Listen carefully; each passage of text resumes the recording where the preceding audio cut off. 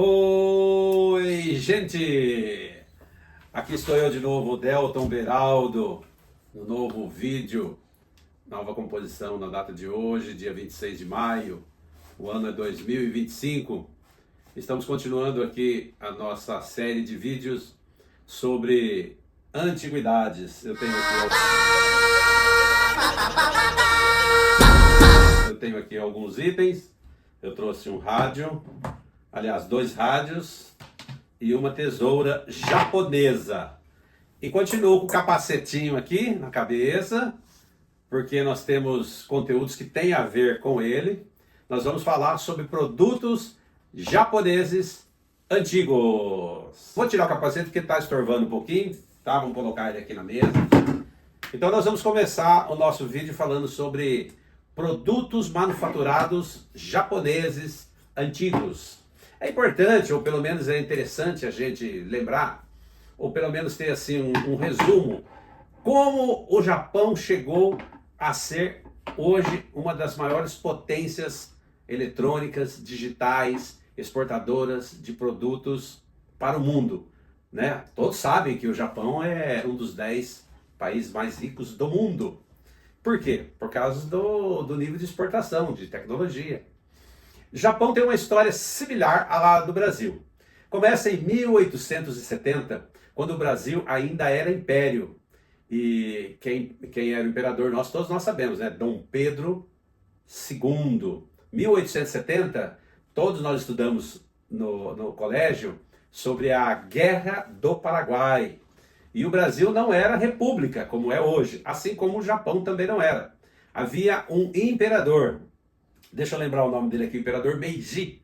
Esse imperador começou a abrir o Japão para a industrialização. Naquele período não havia carros nem aviões, mas já havia os trens a vapor, já havia os barcos a vapor. E o Japão começou a trabalhar eliminando o sistema feudal, né? Naquela época havia os samurais no Japão. E começou a evoluir, a trabalhar em função de industrializar o país. O país era basicamente produção caseira, produção de subsistência. Camponeses, né? Pequenas regiões, pequenas cidades. O ano foi se passando. 1889, no Brasil, nós começamos a República. Dom Pedro foi destituído. O período escravocrata estava chegando ao final. E o Japão estava se modernizando, mesmo naquela época. Estava se modernizando, estava preparando para abrir um leque para o mundo. Era a intenção dele. 1900 vira o século. 1929, a primeira depressão mundial. Todos sabem dessa história, né? E o Japão já estava em escala industrial dos seus produtos. Já havia uma frota de navios muito grande. Eles eram reconhecidos mundialmente. E o que os japoneses começaram a fazer? Queriam expandir, eles precisavam de terra. Todos, não sei se vocês já viram no mapa, o Japão ele é banhado pelo Oceano Pacífico, pelo Mar da China, pelo Mar do Japão, pelo Mar Amarelo. Ele fica lá diria assim, no noroeste. Ninguém sabe exatamente explicar. A gente fala uma coisa, outro fala outra. Mas ele está ali na Ásia, do lado da China, do lado da Rússia, da Coreia, do Laos, do Camboja, do Vietnã, do Sri Lanka, próximo também da Índia, todos esses países e outros mais. O que os japoneses começaram a fazer? Invadir essas regiões. Começaram a entrar nessas regiões através da Força Armada. Naquele período havia já o Meiji não estava mais como imperador, e sim o Hirohito. E eles querendo terras, querendo minério, querendo petróleo, começaram a invadir tudo. Já nesse mesmo período, lá na Europa, os nazistas se fortaleciam. Nesse mesmo período, os italianos pelo fascista de Mussolini. Né? Então, o japonês fez o quê? Uma aliança com esse povo. E em 1939, todos nós sabemos, né? A Primeira Guerra Mundial eclode na Europa. E o japonês lá, o japonês sim, já fazendo zoada lá na Ásia, né? Matando muita gente, né? Para quem não sabe, o Japão são pequenas ilhas que se você colocar ela numa reta, ela vai dar como que o Espírito Santo, o Rio de Janeiro e o Recôncavo Baiano. O sul ali da Bahia, só esse pedaço. Só para você ter uma ideia, se um avião cruzar por cima, claro que é por cima, né, do Japão, coisa que 20 minutos ele atravessa inteiro o país. O tamanho, que ele é muito pequeno. E ele queria terra, ele queria a base da força. Então, em 1939, nós tivemos a Primeira Guerra e o Japão já tinha uma das maiores forças armadas do mundo. Já fabricava cerca de 100, 200 aviões por mês ou mais, aviões militares. Em 1939, o Hitler invade a Polônia junto com a Rússia e a Segunda Grande Guerra explode. Em 1941, os japoneses estavam lá nos Estados Unidos. Fazendo o quê? Fazendo tratado de paz com os americanos. Só que nas costas dos americanos, eles estavam invadindo Pearl Harbor, lá no Havaí. Eles destruíram a Força Armada dos Estados Unidos. Por quê? A ideia deles era enfraquecer os Estados Unidos. Porque os Estados Unidos tinha base militar ali na região. E todos sabem que aquela região era colonizada por ingleses, por belgas, por franceses. Então, o Hirohito simplesmente declarou guerra aos Estados Unidos. E simplesmente o que acontece? Que os Estados Unidos entraram definitivamente na guerra. Roosevelt declarou guerra ao Japão. Foi exatamente no dia 7 de dezembro de 1941. E os Estados Unidos entrou de uma vez só. E o Brasil foi envolvido nessa guerra. Na época, Getúlio Vargas estava no poder. Era o nosso presidente. E fez aliança com os Estados Unidos. Tanto é que nós tivemos várias bases americanas aqui no Nordeste do Brasil. Né? E com isso nós conseguimos, ele conseguiu, né, a CSN, a maior usina de ferro e minério que está em Volta Redonda, Rio de Janeiro. Avançando a história do Japão, os Estados Unidos começaram a bombardear o Japão. Então nós vamos ver as guerras clássicas daquele período. Guadalcanal, Midway, Santa Cruz. São as guerras clássicas. Os Estados Unidos entrou, acabou com o Japão. A de Santa Cruz é interessante que no único dia os Estados Unidos afundou 3 portas-aviões dos japoneses. Invadiu o Japão, a bomba atômica, né, acabou com Hiroshima e Nagasaki e simplesmente o Japão se rendeu. Não teve outra alternativa. Já em 1944, exatamente no dia 4 de junho, a maior de todas como é que eu vou falar para vocês? O maior desembarque de americanos, de canadenses, de ingleses na Normandia, o norte da França, e começaram a dizimar os nazistas. Setembro de 1945, stop!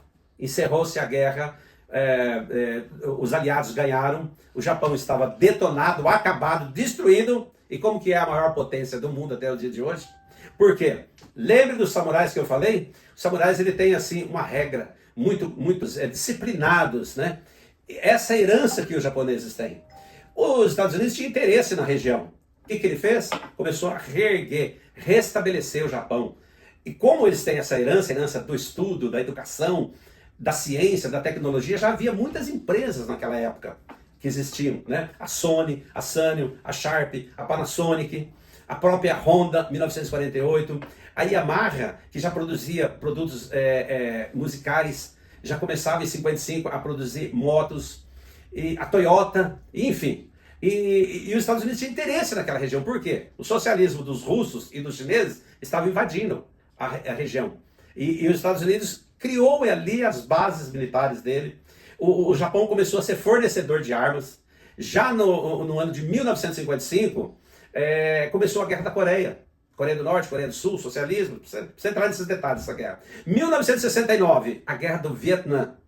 Os Estados Unidos lá e Japão fornecendo produtos, enfim. Quem que permaneceu em todo esse período ali? O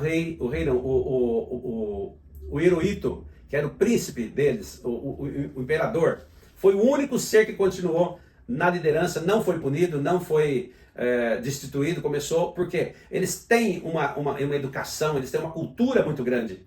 E disso, agora nós começamos a falar sobre a tecnologia. Por que os produtos japoneses têm valor? Por quê? Olha, vamos fazer uma seleção aqui.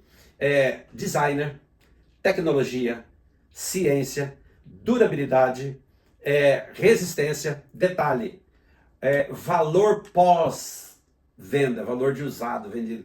Analisa hoje quanto vale um Corolla, um carro Corolla da Toyota, ano 2010, cerca de 50 mil reais. E pouco mais você compra um carrinho, uns 80 mil, 70 mil, você compra um carro popular, novo, zero, 2025. Então o valor de revenda é muito grande, por causa da durabilidade, por causa do material empregado. Eu tenho aqui nas minhas mãos uma tesoura, essa tesoura é mais ou menos do ano 1950, é um produto pós-guerras. Esse produto aqui, se você for comprar hoje nas lojas especializadas, em torno de 150, 180, 200 reais uma peça dessa daqui. Você compra hoje uma tesoura chinesa, da Mundial, tem aquela outra marca também, me falha a memória agora, mas tem algumas marcas nacionais aí, nos bazarzinhos é 15, 20 reais, e essa daqui não. E ela corta, hein? Olha, vou fazer um exemplo aqui para vocês, ó. Tá vendo? Aqui eu tenho um rádio também. Lembra que eu falei da Bakelita? Lembrei, tá? Ó, esse radinho aqui é um radinho Spica, a marca dele, é japonês. Ele é pesado, tá? Ele só tem uma única faixa. E ele funciona até hoje, ó.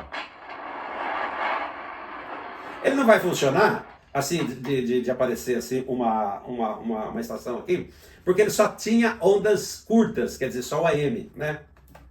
E ele vinha com uma capa de proteção, essa daqui já está detonada, mas ele vinha com uma capa.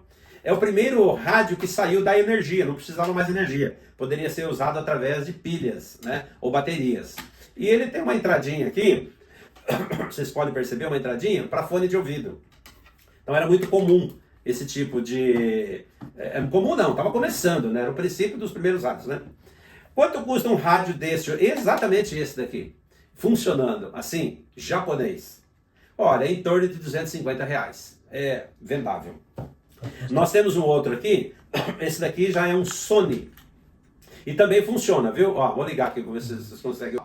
Tá dando os primeiros sinais aqui, ó. Tá? Então ele vai chegar, mas também é ondas curtas, tá? Por isso que ele não vai ter recepção. Precisa ir para uma região que tem recepção. E é pesado também, viu? Hoje você compra rádio chinês, ele tem entrada para pendrive, ele tem lanterna, ele tem 10 faixas, tudo no FM. Ele pesa 1/3 disso daqui. Não tem a tecnologia dos antigos. E ele custa em volta assim, de 50 reais. Por 50 reais você compra um rádio chinês zerado. Beleza? Vocês gostaram da nossa aula? Espero que vocês tenham gostado. Nós estaremos aqui nos próximos dias falando sobre produtos antigos, como capacete, como... Enfim, eu vou trazer produtos diferentes e vocês vão interagir, vão fazer perguntas, vão adicionar no sininho, vão lembrar da gente e nós vamos lembrar de vocês. Beleza? Um beijo no coração do Deltão!